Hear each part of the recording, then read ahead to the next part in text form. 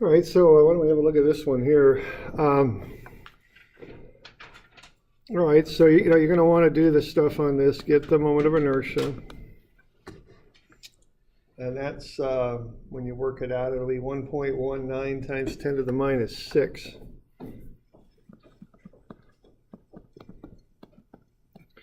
Meters to the 4. Now, you're going to want to get the force for that, and that's 2747 newtons.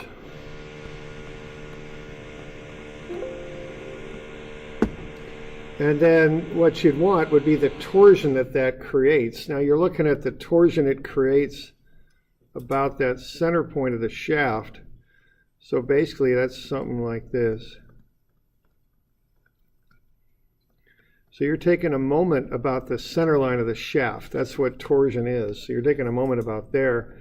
And what the diameter of that thing's 6. So this would be 0.03 meters is what that would be. So to get the torsion, you'd multiply those things together. And what's going on here? Do you have a different one than I do? Am I screwing up here somehow? You got a different shaft cross section, don't you? 3 and 6. 3 and 6. 3 and 6. Everything else is the same, but okay. Wait, you got? Oh, that's right. It's that flywheel we want. That's right. Okay. And you've got a. You have the pulley cross. Yeah, and I don't have that. And I don't have it. Okay. So that's 2747 newtons. And then I don't have it, but you do. It's 0.045 meter radius. That's the offset distance. So it's not 0.03. I didn't have the stuff you got. You used the flywheel there, or the pulley, I guess we call it. So that's 0.045 meters. Okay. Do you have a diagram on there on 303 of the flywheel? Yeah. Should be a 9 centimeter diameter. Yeah. Yeah. See, it's not, and I don't have it on here, but it's there. Okay. So that's what creates the moment, is that offset there.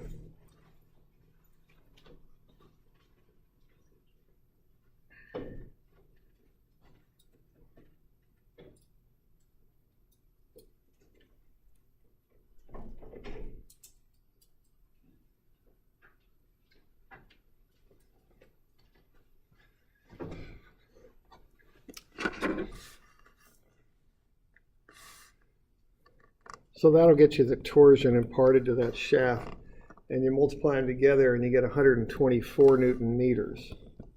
So that's the torsion you're going to work with. And I just wanted you to be sure that you understand, what torsion is. It's a moment applied to the center line of a shaft. Okay. All right.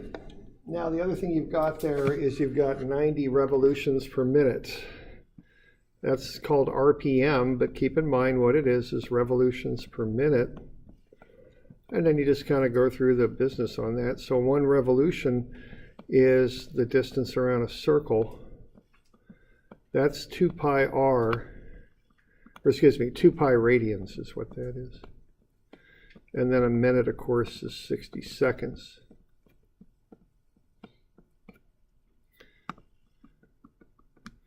So you can calculate what that comes out to be, and that's what you're going to use in the formula. Now, sometimes when you're looking like industry handbooks and stuff, they've got conversion factors right in the formulas. But in the academic sort of world, we don't. So you have to be sure that your units are in radians per second for the angular stuff. Radian is the fundamental angular unit. Okay.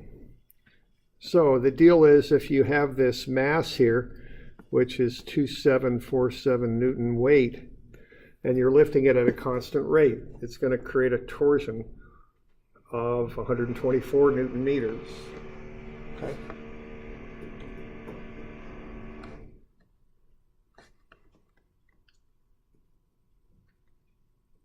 All right, so we good with that? All right, and then it's just a matter of kind of sorting everything out here. The power is the torsion times the angular speed. Now the symbol for angular speed in physics, And dynamics and things like that is this omega. It's a curvy looking W. So you just multiply the two together and you'll get the power. Now the nice thing here in the metric system is when you do that, you don't have to worry about converting after that, because a Newton meter per second is a watt. So that's, or excuse me, it's Newton meters. No, it's Newton meter per second. So the power there is 1165 Newton meter per second. If this were the English system, you'd have to convert it over to horsepower.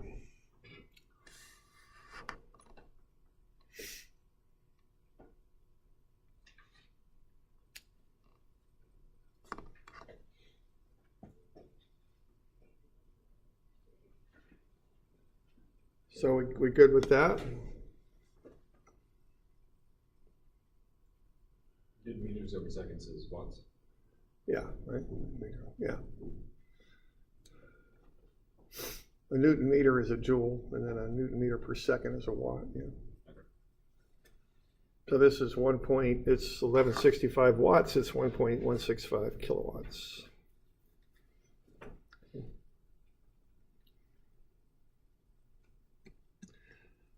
All right, now the other thing here is to find the maximum shear and normal stress. And, you know, don't get too, I don't know, too turned around by that. It's just formula 98. It's just a regular old tau max formula. It's T over I, see? Because the normal shear that you calculate is on the XY planes, and that's the maximum shear for a torsional shaft. So if you just do TR over I, you've got the maximum shear, and as it turns out, it's also the maximum normal stress, okay? So Typically, it always is, yeah. so that's a rule of thumb. For torsion, yeah. Torsion and power. Well, torsion, it applies just to torsion. I mean, you can generate power in ways other than torsion, but you know, anytime you're spinning a shaft. Yeah, okay. So you just throw all the numbers in there, and then you got the shear, okay, and it comes out to be 3.11 megapascals. And there's really a plus or minus on that, you know. So T is what, 124? The radius would be the outer radius of the shaft. Yeah, 0.03 centimeters, so that's 0.03. And then you just divide it by I, 1.19 times 10 to the minus 6. Now keep in mind that's a minus, or a plus or minus, I should say. Okay, and so when you run those numbers, what you get is 3.11 times 10 to the 6 newtons per meter squared, otherwise known as 3.11 megapascals is the term for that. It's a common stress unit in structures. Okay. Why did you choose The 0.03 is the outer radius of the shaft, the outer radius. That's where, see, the bigger the radius is, the bigger the shear. So if you want tau max, you go all the way to the outside, put in the maximum possible radius. Now the flywheel is bigger. We're talking about the shaft here. Yeah. That pulley was just used to generate the torsion, so we're just using the shaft. Do we consider it a massless polymer? Or is it included into the Well, that'd be more dynamics, you know, if we, which I know might be an issue for you this term, but yeah, that's more dynamics if we're looking at the mass of the pulley and its moment of inertia and how hard it would get to be to get that thing spinning. That's not really going to create an extra torsion because it's symmetrical, so it's all kind of balanced on the shaft. So that IP is only the shaft. Right, yeah, because that's what we're looking at stresses in, is the shaft. All right. And just for fun, why don't y'all draw up what the maximum shear and normal stresses would look like on an element. You'll need two elements, one for the shear and one for the normal. Just see if you could get that figured out just here in a minute or two.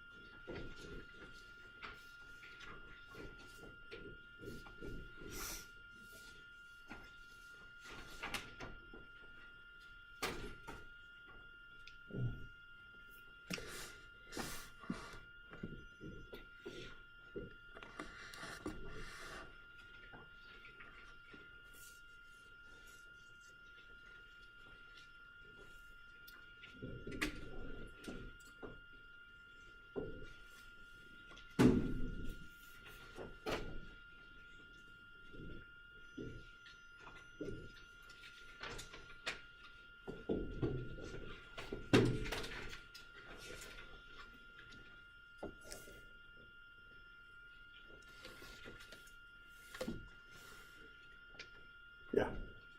Just don't understand this, like where it started, interpreting how to draw this based off the people's forces. Okay. See how that arrow's pointing down? Yeah. That hits it down as a shear. That's Okay. all it's doing. That arrow's pointing up. As you go across the face, Yeah. it's up. Okay, I guess it's similar enough, so then this one, we have a force hook down, pulling it in that direction. According to that power that's holding it. Oh, yeah. Coming in that direction. Yeah, that's a good one. Yeah, the torsion on this one is down. Because you go from So you go down still? Right. Yeah. Yeah, I would think it would be going, because it's like, some of the forces or whatever is predominantly moving clockwise. So the net force there is down. On that one, yeah, I didn't realize.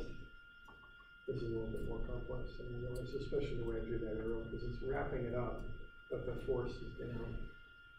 It's not like that. It's down there. Oh, it's supposed to, so Because it's, that weight, The weight's twisting it this way, Yeah. right? And the force is twisting. that arrow indicates how the shaft is turning to wrap it up. right.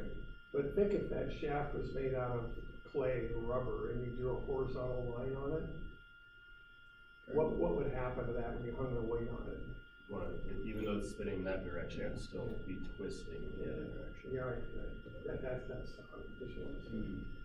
Whatever direction the stress or strain, that. Yeah, and all that arrow's doing is just showing how that thing's turning. That was the intent. I didn't really anticipate drawing these sketches up, so that arrow might be a little confusing, but okay.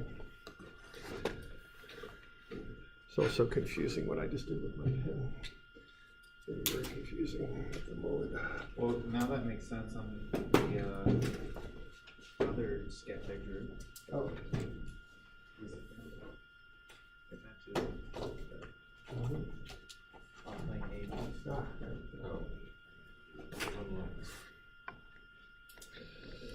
all right. So I always think of two elements. Those two, right?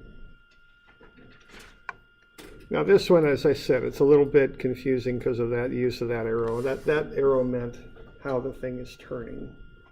And Bailey doesn't directly affect the rest of it, okay? So the torsion arrows on this thing would actually look like that and like that, right?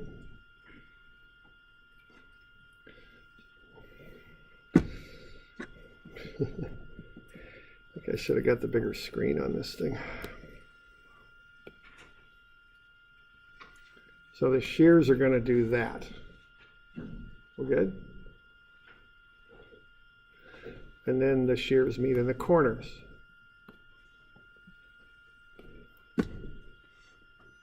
Okay? So based on how those torsions are going, the shears do that, and then the shears meet in the corners.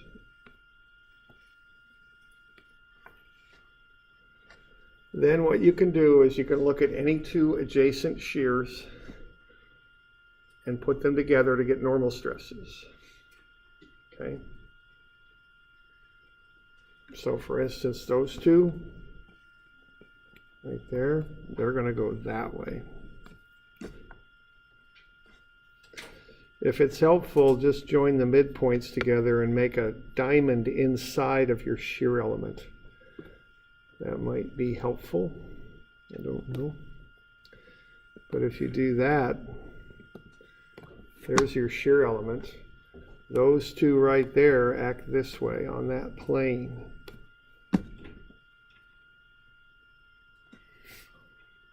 Okay. You know, if that helps you visualize this, you know, I don't know. I mean, Yeah, that helps. okay. I mean, whatever, you know. And you can always just run the numbers if you need to. I mean, this is just quicker and easier, so I do it. But, you know, you could just run the numbers and you'll get the proper shears going the proper directions, or the proper normal stresses going the right directions. Okay. So those two added together like vectors get that normal stress on that plane. These two added together like vectors get you this normal stress on that plane. These two added together like vectors would pull that way.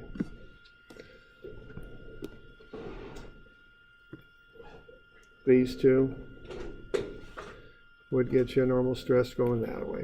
Okay.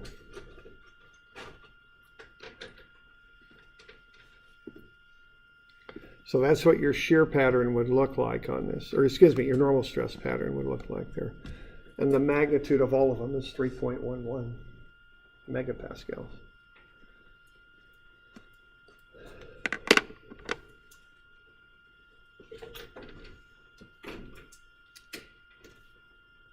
So if we draw the shear diagram and then just put a plane AB and then drew in our normal stresses, that would be the same thing as drawing two separate pictures, correct? Yeah, but it gets a little messy, so I'd use that to visualize, but I'd run another sketch off to the side for normal stress. If I understand, I mean, this gets a little bit. Oh no, I mean like take out the diamond. I just put a line, just a line and like a cross, not a cross, a diagonal line. Just Okay. Oh, like an X kind of thing? like that. But Yeah. But you draw it in there. Oh, yeah, okay. Oh, I see. Because I drew that first before we Yeah. did that, and so I was like, oh, can you just put it together? I mean, obviously I drew out. Yeah. Not that. Well, you could, but you're kind of inventing your own style, which is fine. But you know, if I ask for one, I'd do one something. Two different ones. This is cleaner. All right, we good on that? Okay. All right, the last two are these statically indeterminate ones.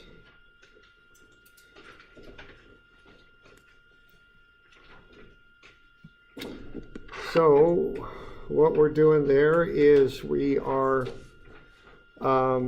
just like we do, this is 311, just going through and getting things converted into inches and pounds, finding the moment of inertia, doing a little bit of statics on this. So we've got a solid shaft made out of aluminum and steel.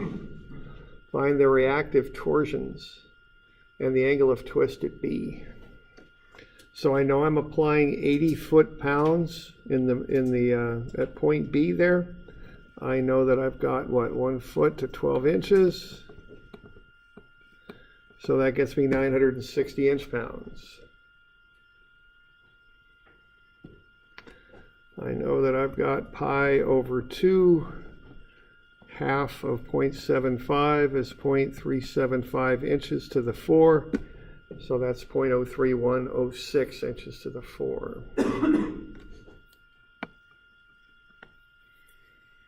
And then I know that if I take the torsion at A plus the torsion at C minus 960, it's 0. So TA plus TC is 960.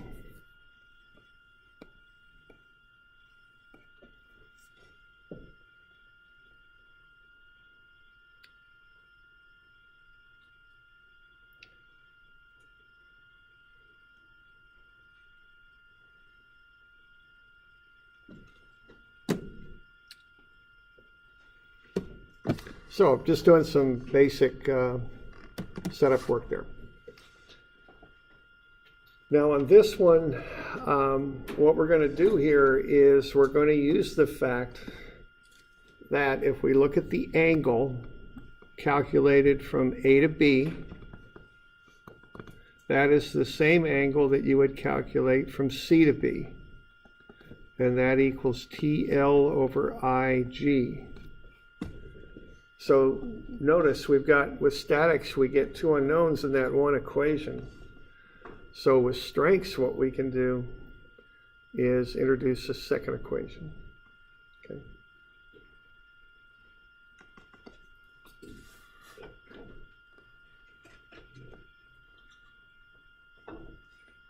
Okay.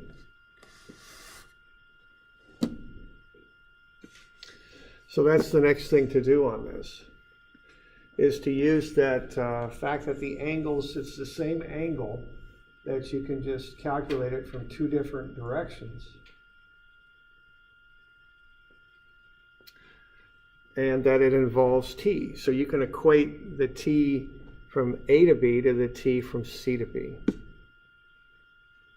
And that gets you a second equation. That's basically how this stuff works.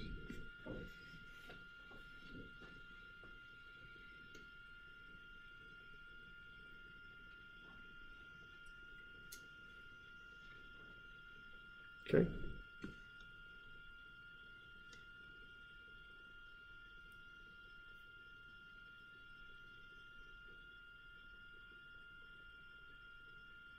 We never use elasticity on torsion, do we? Yeah, we don't use modulus elasticity because torsion is very much related to shear.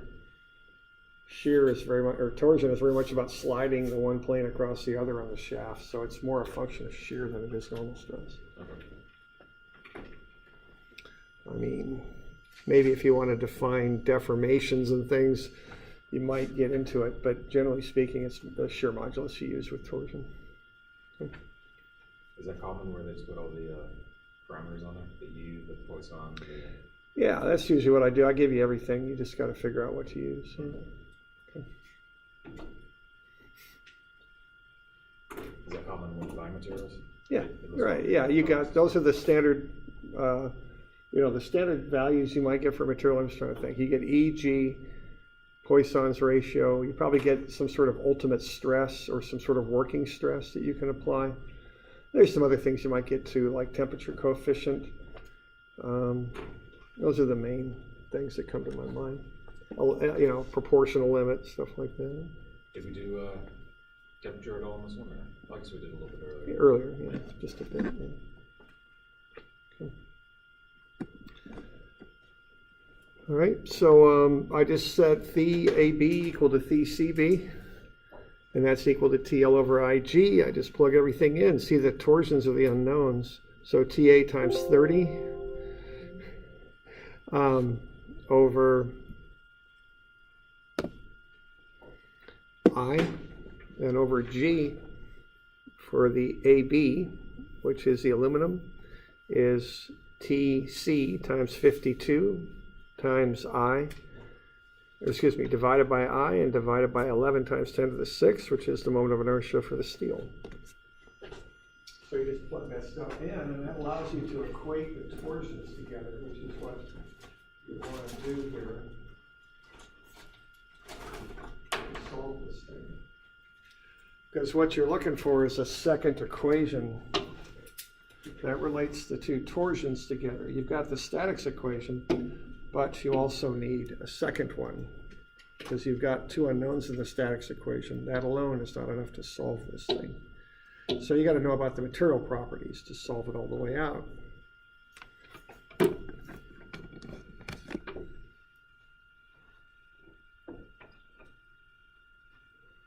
Okay.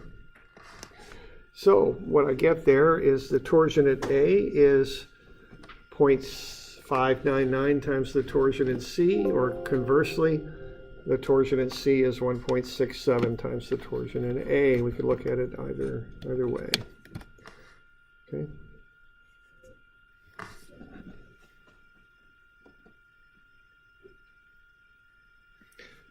And then once we've got that, we can plug that back into our statics equation and solve for them. So that's what we can do.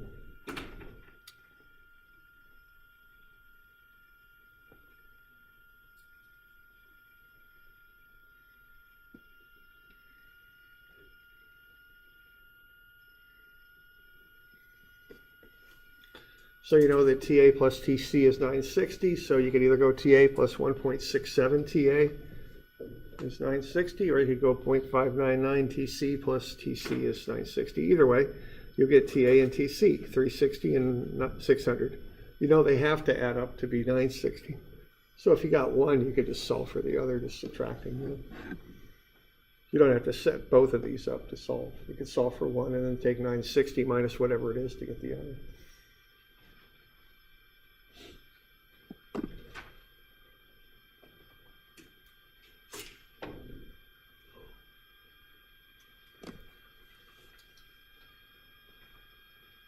Okay.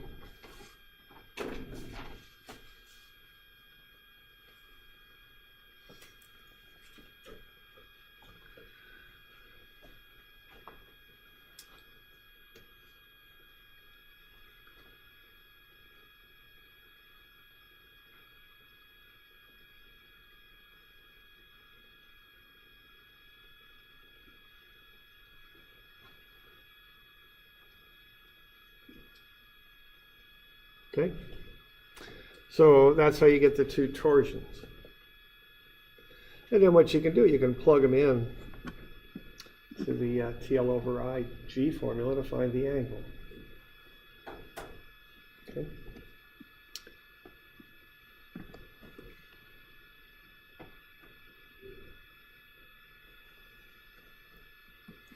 And you can plug it into either side.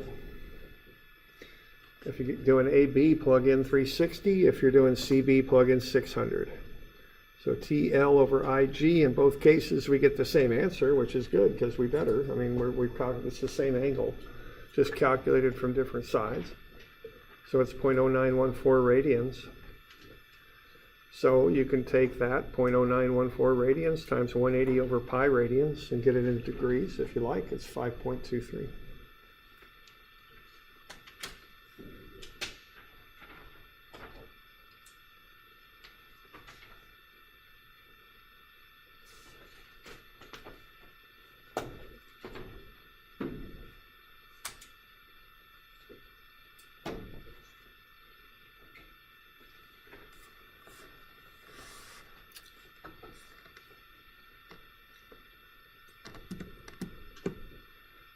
You got any questions on that?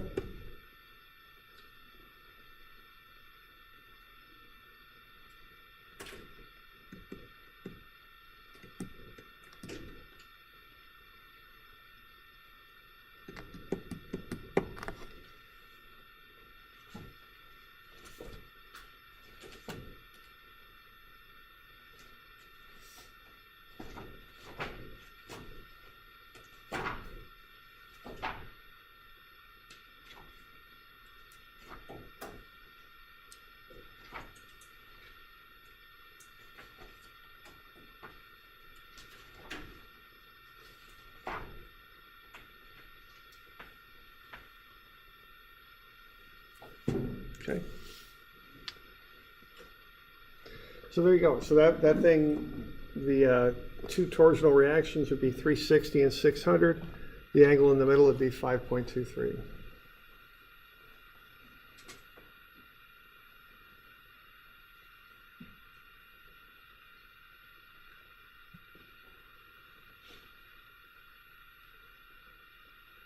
Okay. So we got any questions on that?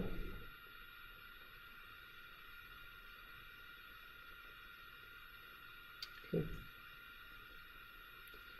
All right, we got one more. Looks like that.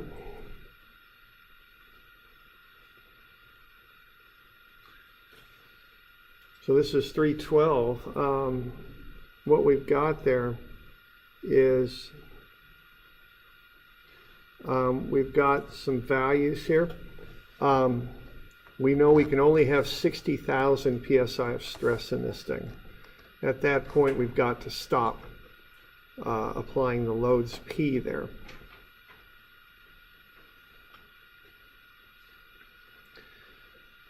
Now the loads are equal, they're applied to armatures. I just went ahead and found the distance between the two P's there. It's 1.5 inches. So those two P's are going to apply a couple equal to force times distance, which is 1.5 P. So based on that, I know that from statics, the torsion at A plus the torsion at C will be 1.5 times P. Because what I've got there is a couple, if you remember that from statics.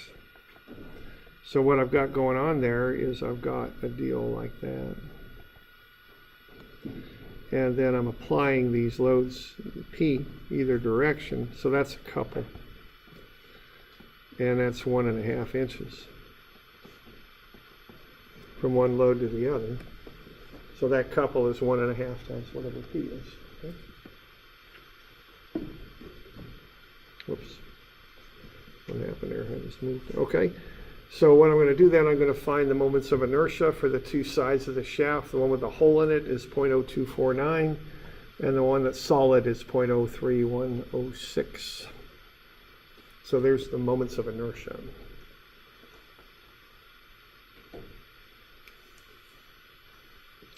Now, what I want to figure out is how much of a load P can I apply here before I exceed that shear stress of 60,000 psi. Okay.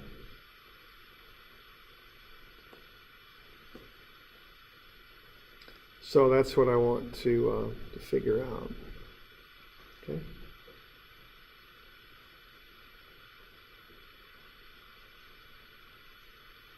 We're good? Okay. Now, what I know then is the sum of the two reactive torsions is 1.5 times P. What I also know is that angle can be measured either from A to B or from C to B. I could measure it either way, and in either case it's TL over IG. So I can set that up. TA times its length of 18 inches over its moment of inertia, the 0.0249, divided by its G, 12 times 10 to the 6, is going to equal what's going on the other side. TC times 24 divided by 0.03106 divided by 12 times 10 to the 6.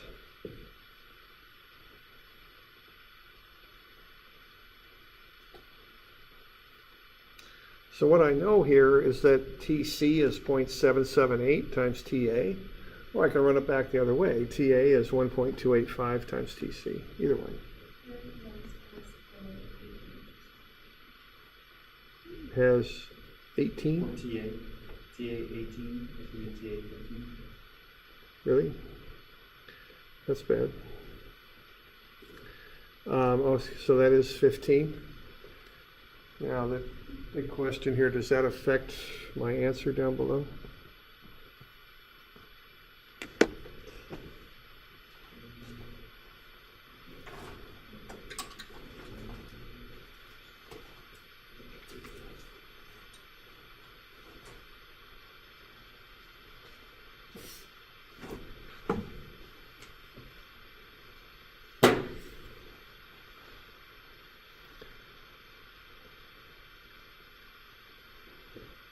You did it with 15. Okay. So, It's just a typo then, it's not a bust. Yeah. that's a good change on the picture. Yeah, it did. I went through, I remember changing this thing. So yeah, that's just a typo. It shouldn't say 18, it should say 15, but thanks for finding that. Okay. So if this is one assembly, we know how those torsions are going to act, so to speak. How they relate to one another. TC is 0.778 times TA, and TA is 1.285 times TC. Okay, that comes about from the fact that's an assembly, that those two torsions relate to one another. Now, I also know that I have a certain allowable shear here at 12,000 or 60,000 psi. So what I can do there is take the shear formula and arrange it to solve for T. So the maximum torsion T is the maximum shear tau times I over R. And that's just found by rearranging tau as TR over I. I can just solve for T. It's tau I over R. T is torsion, tau is shear. Okay.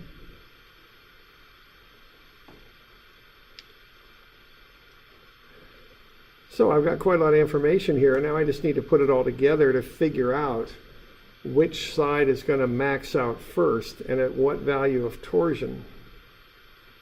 Then I can relate that to the other side. And then I can find the total torsion that's applied in the middle and solve for P. That's basically what we're going to do here. So we want to use this here and figure out what's the torsion in either side. Okay.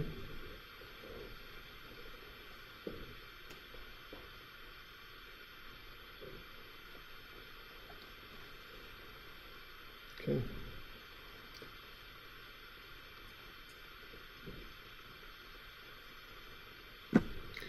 So what I do there is I find the maximum torsion in either side. And to do that, I take the shear times I divided by the radius for both sides. There and there. So I'll get the maximum allowable torsion on either side. And they're 39.89 for TA and 49.70 for TC.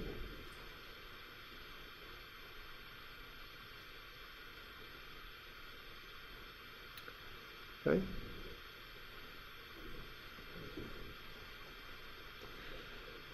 But that's just looking at each material by itself. Okay. The truth is they're tied together in this assembly. And TC is 0.778 times TA. So if TA is 3989, TC is 3103. And that's okay because that's below its allowable value. TC can go all the way up to 1285. Okay?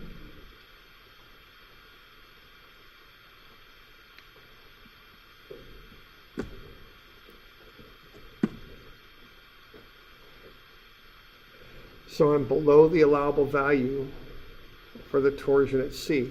So if I take A and push it all the way to 60,000 pounds per square inch, if I do that, the torsion at A is going to be 3989. And the torsion at C then, being as they're joined in an assembly, will be 3103. And that's all acceptable. That'll all work. Okay. Now, if I take TC and I push it to its maximum value, if I push its shear out to 60,000, the torsion at C is going to be 4970.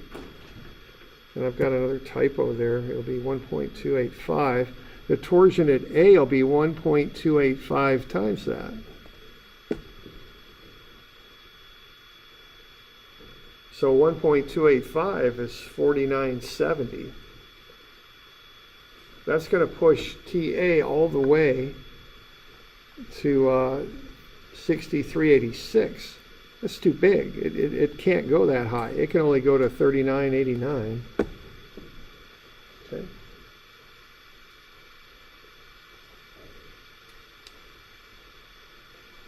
So that just ain't going to work. I can't push TC out to its maximum allowable limit. What I push out to the maximum allowable limit is TA here.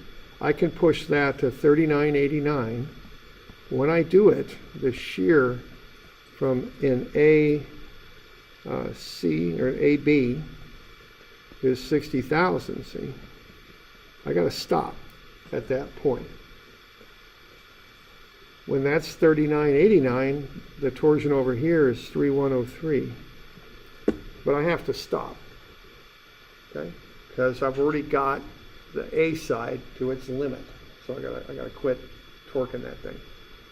So I think of just grabbing those two handles and just keep turning them and turning them and turning them. And as soon as some shear in this assembly hits 60,000, I gotta stop. That's how I think about this.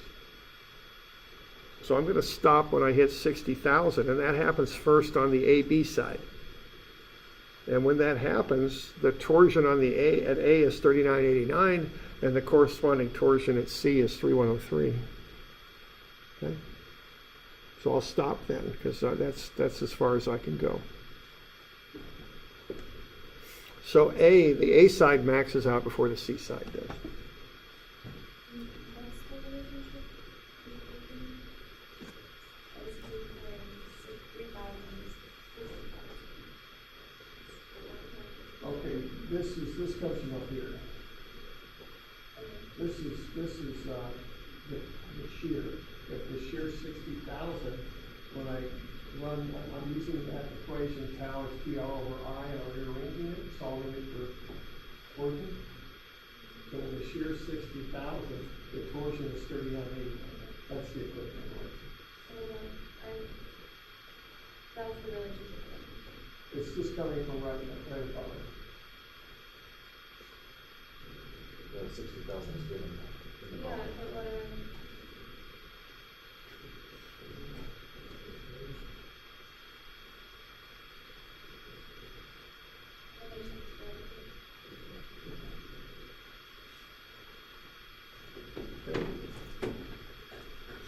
So we can't go any higher than 60,000 for shear.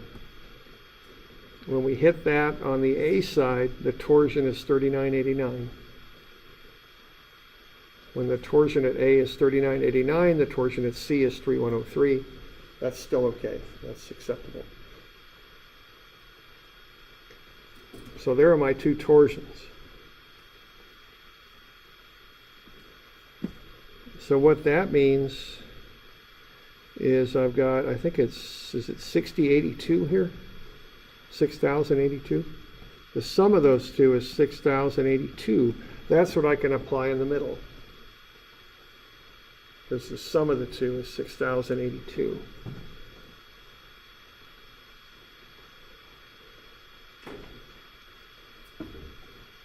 So I have TA, I've got TB, or I'm sorry, TA and TC. The sum of the two is, I think it's 6082. That's what equals 1.5 times P, so I can solve for P. It's 4728 pounds. So that one's a little bit involved, but there's other ways to get to that answer too, but this is one way to do it.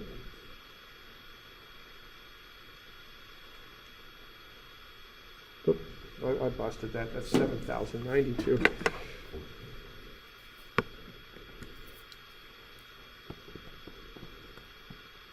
There we go. Okay.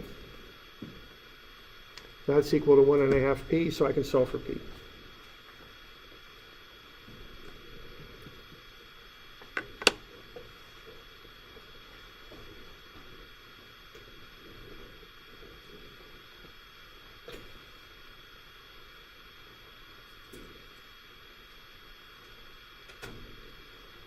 You guys good with that? A few steps there. That's a little bit like that one we did Monday, I think.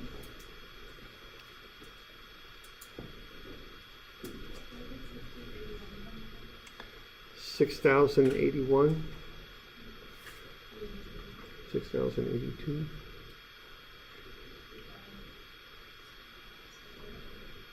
Oh, that's just me messing up. That's 7,092 is what it is. I didn't add them properly. 792.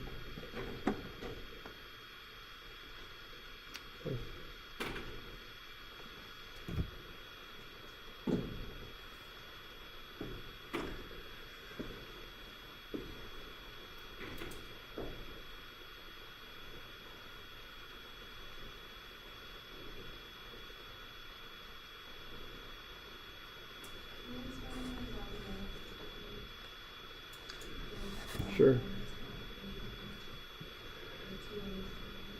Right. Okay, so what we're doing there is, we know the shear is TR, is related to the torsion. And it's related to the torsion by that equation right there.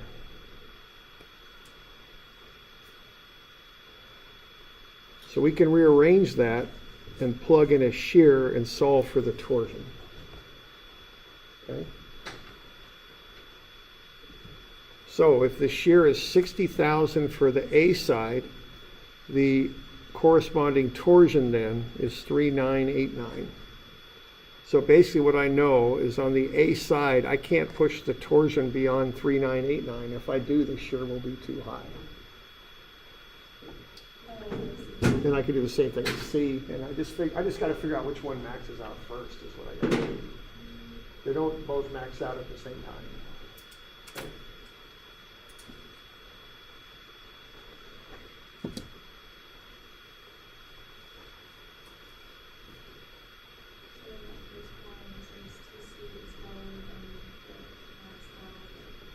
Yeah, right.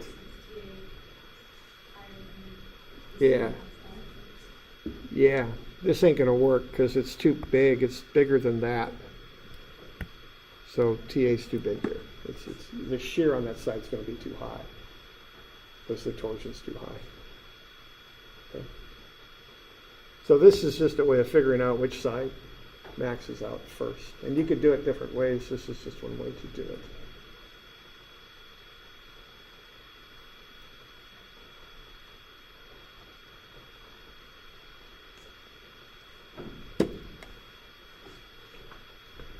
Doing all right with that?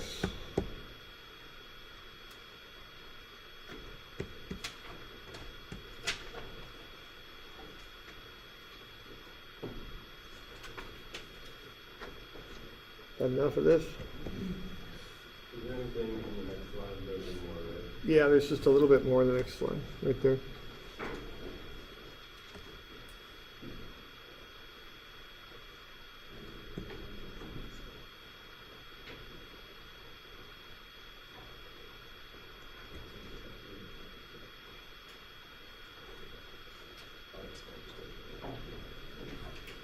All right, I'll get these posted on Moodle too. Okay, so if you want to look at them, you can. Okay. We'll call it good, I guess. So, well, I gave you that review. If you want, if you got questions on it, I'll take them on Friday. Okay. Okay. Yeah. Is it the same format for the test? Lecture afterwards? Yeah, it'll be the same sort of deal on the test. Everybody has that review sheet? Is that cool? All right.